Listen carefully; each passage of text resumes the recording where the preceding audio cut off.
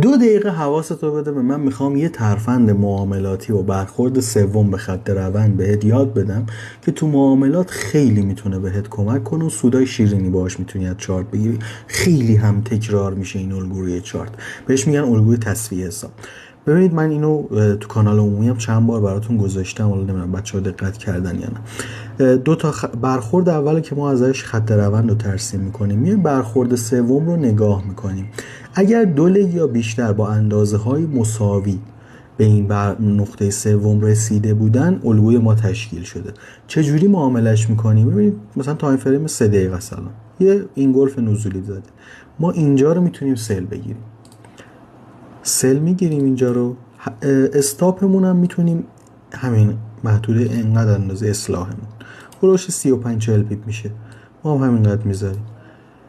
تارگتمون کجاست؟ حداقل کف این محدوده. ببینید دقیقاً این لگ ها رو ببینید، از کف اینجا تا این سقف 24 صدم و از کف اینجا تا این سقف هم 24 صدم. 2 تا لگ برابر تشکیل شده، یه اصلاح، دوباره حرکت سوم، برخورد سوم تشکیل شده. اینو ما سل میگیریم.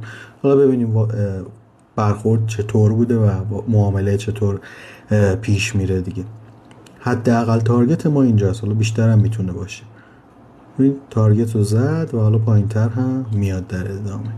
این الگو رو خیلی راحت میتونید ازش سود بگیرید تو بازار، خیلی هم تکرار میشه، معمولا هم آخرای روند مثلا یه سود خوبی داده، یه زور میزنه مثلا تیکه های آخرش، ولی خیلی نمیتونه شارپ بره بالا.